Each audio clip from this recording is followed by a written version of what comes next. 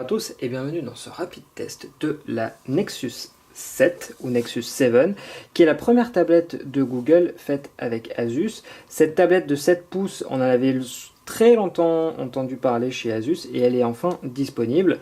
Donc une tablette Nexus car on a ici une pure expérience Google.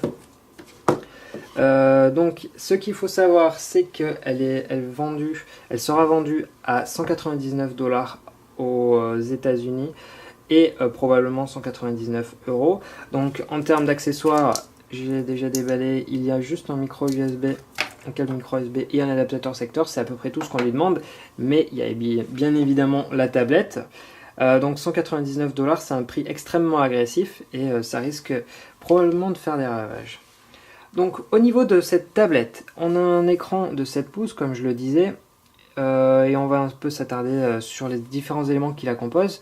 Sur le dessus, il y a une caméra de 1,2 mégapixels qui est donc très utile pour ce qui va être Google Talk ou Google+. Pas de caméra sur l'arrière, donc pas de gens qui vont prendre bêtement des photos ou vidéos dans des musées et y avoir l'air très bête. Sur cette face, c'est à peu près tout ce qu'il y a parce que bien évidemment les touches sont directement intégrées sur l'écran comme c'est le cas sur les Nexus et depuis Honeycomb. Sur le côté, vous pouvez voir que la face ici est noire et en plastique et l'arrière est soit blanc soit gris foncé noir selon les versions. A noter qu'en termes de version, il y a aussi du 8 Go ou du 16 Go, celle-ci étant du 8 Go. Donc au niveau des éléments, ici il y a un bouton on-off, dessous les touches du volume. Sur le bas, la prise jack de 3,5 mm. Donc cette prise, elle est en bas comme sur le Nexus S et Galaxy Nexus. Sur les smartphones, c'était très utile parce que lorsqu'on sort le smartphone de sa poche, ça permet de l'avoir directement dans le bon sens. Ici, la tablette faisant 7 pouces, il faut soit avoir des grandes poches, soit ça n'a pas forcément été prévu, ça n'a pas été forcément fait pour ça. Juste à côté, on voit que la connexion à l'ordinateur et la recharge se fait à l'aide du micro USB, ce qui est une très bonne avancée parce que jusqu'à présent, dans le domaine, c'était un peu les constructeurs qui faisaient ce qu'ils veulent et donc à chaque fois des câbles à racheter, donc pas forcément universel. Sur cet autre côté, il y a des pins pour un dock. Alors, il n'a pas été question lors de la conférence de la Google I/O, mais a priori, il en sortira un. Ici, un petit micro et un deuxième juste ici. Sur l'arrière, vous remarquerez une surface plutôt rugueuse, mais assez agréable au toucher, avec le logo des Nexus et sur le bas Asus, et vous remarquerez qu'il n'y a absolument pas écrit Google dessus. Donc maintenant on va regarder un peu plus cette tablette. Donc déjà en ce qui concerne cet écran de déverrouillage, avant on avait l'icône pour déverrouiller comme je viens d'appuyer, et en haut l'appareil photo. Ici c'est remplacé par Google, mais on regardera ça juste ensuite. Maintenant qu'on est sur le bureau, il n'y a pas vraiment de changement visuel aussi nombreux que sur Ice Cream Sandwich. Ici on est plus sur l'ajout de fonctionnalités. Donc on reste toujours sur 5 bureaux avec sur le bas un dock qui contient 6 icônes plus le lanceur vers les applications et juste à côté les widgets. Vous pouvez également remarquer que c'est extrêmement fluide, donc le Tegra 3 y est peut-être pour quelque chose, mais Android 4.1 Jelly Bean probablement aussi. Donc sur cet écran, je vais juste m'attarder sur les widgets. Donc imaginons que je veuille ajouter un widget agenda, donc je vais le laisser tel quel. Sur cet écran, il n'y a pas de problème, mais imaginons que je veuille le passer à la place de celui des applications recommandées. Je le prends et je le mets dessous, et celui du dessus va automatiquement comprendre qu'il doit remonter, ce qui est extrêmement pratique, et lui je peux le remonter ensuite.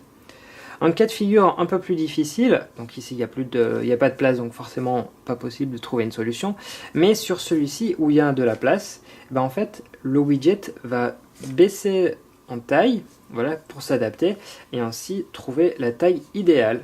Et on peut imaginer qu'on se trouve dans le cas suivant, hop, et ça va pousser le widget pour qu'il prenne toute sa taille. toute la taille qu'il peut. Donc au niveau des widgets, il n'y a pas vraiment de nouveautés. Ici, on retrouve pour des recommandations pour la musique, etc. etc.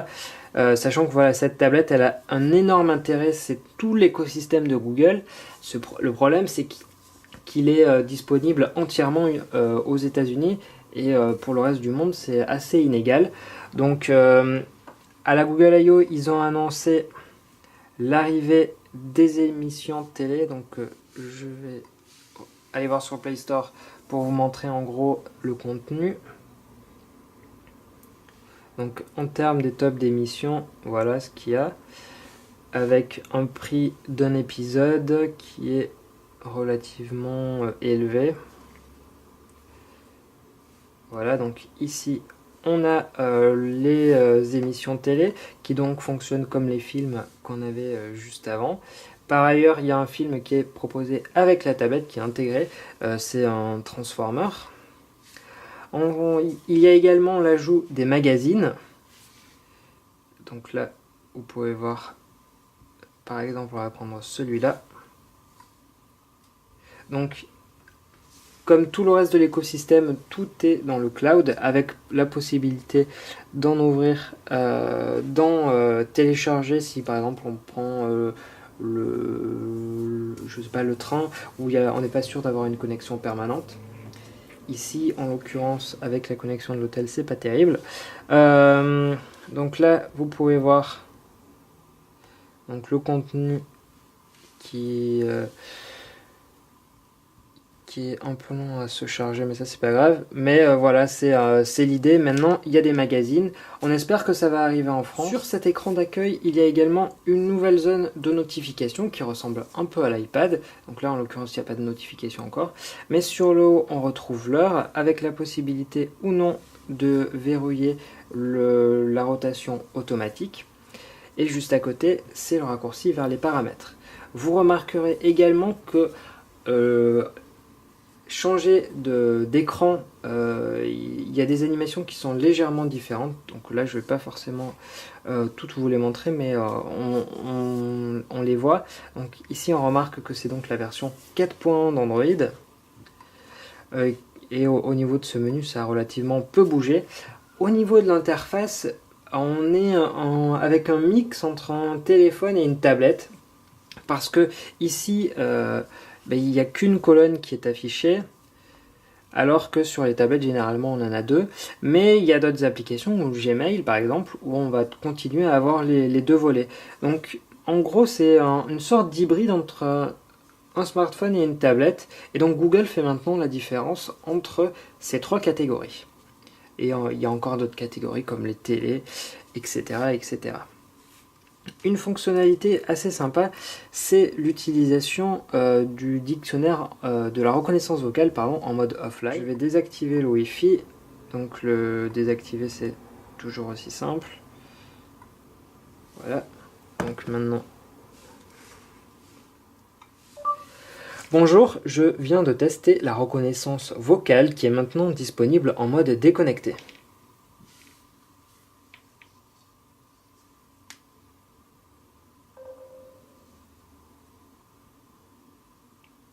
Ouais, donc le résultat est, ça dépend un peu des voix, ça dépend un peu des phrases, mais globalement c'est assez satisfaisant.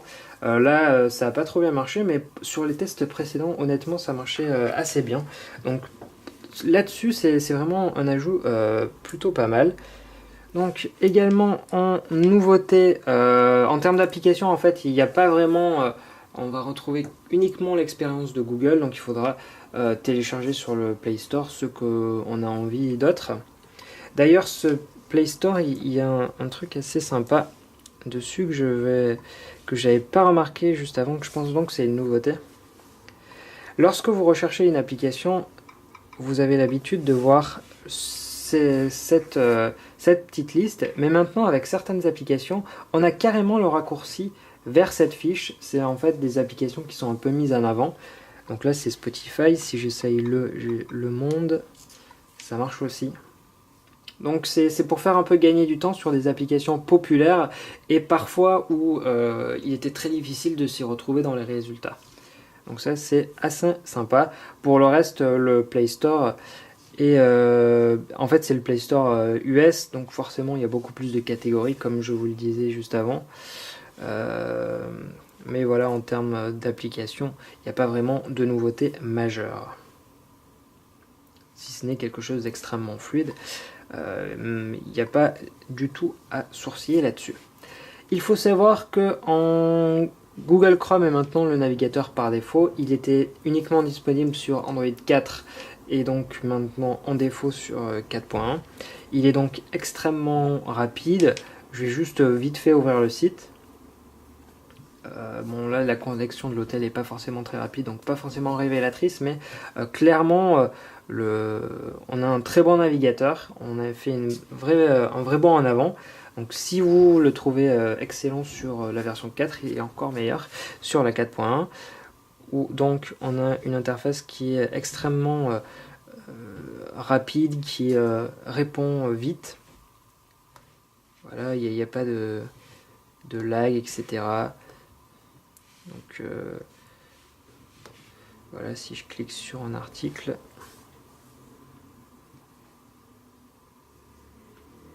voilà, mais bon, je passe globalement assez vite là-dessus parce que c'est Chrome et qu'on en a déjà parlé par le passé. En termes de nouveautés, il y a l'intégration de Google Flux ou Google Currents. Donc là-dessus, ça n'a pas vraiment changé par rapport à ce qu'on avait avant. Donc si je l'affiche, normalement, voilà, ça peut bouger. On est sur une version tablette de l'interface.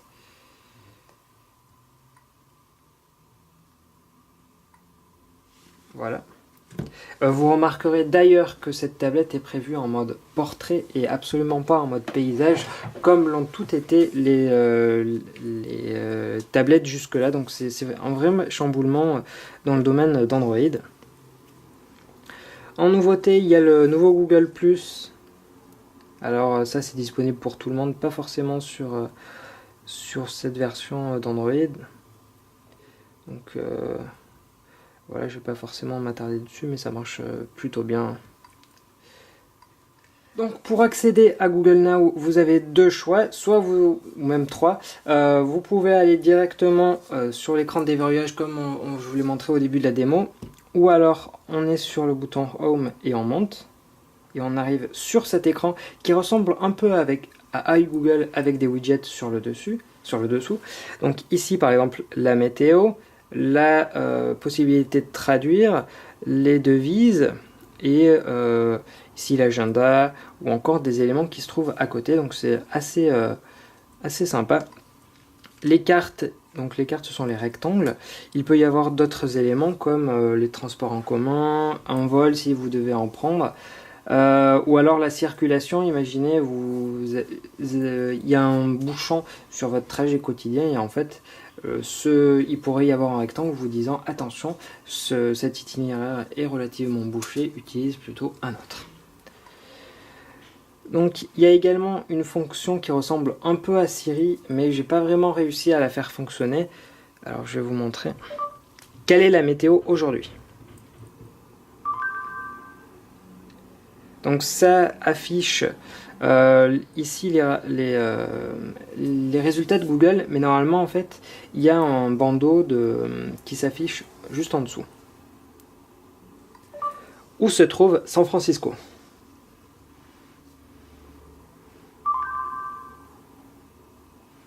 Donc voilà quelques exemples. C'est assez rapide parce que la connexion est pas forcément terrible là où je me trouve. Donc c'est une première démonstration assez rapide que je vous fais ici. Il y a également un ajout type Shazam. Donc je vais par exemple lancer une musique.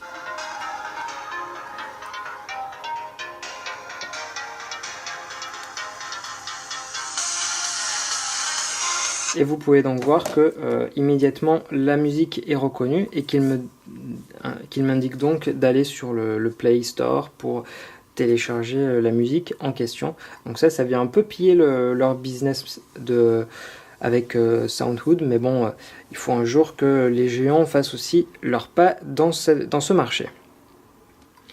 Je crois que je vous avais à peu près tout montré, juste YouTube, qui a donc légèrement modifié son apparence. Donc on a toujours notre liste de vidéos. Donc par exemple celle-là, ça n'a pas vraiment bougé.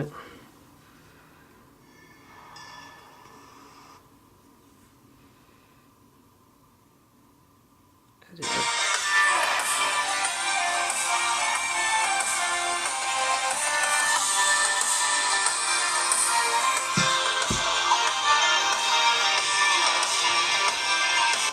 Mais là en fait l'élément c'est l'ajout du fly menu, donc, que vous voyez ici, qui donc après avoir été utilisé dans Google+, est maintenant disponible dans YouTube et a priori prochainement dans d'autres applications. Donc c'est assez pratique. Mais ça c'est pas disponible uniquement sur Jelly Bean, c'est disponible sur d'autres versions. Enfin, il y a une autre petite nouveauté, ce sont les notifications. Donc je vais en envoyer une de suite. Donc voici un exemple de notification. Vous pouvez voir maintenant qu'elles peuvent être réduites. Donc réduite, c'est ce qu'on connaît actuellement et depuis Android 1.0. Mais il y a la possibilité de les agrandir. Hop.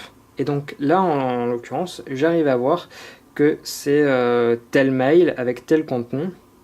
Et donc ça me lance l'application en question.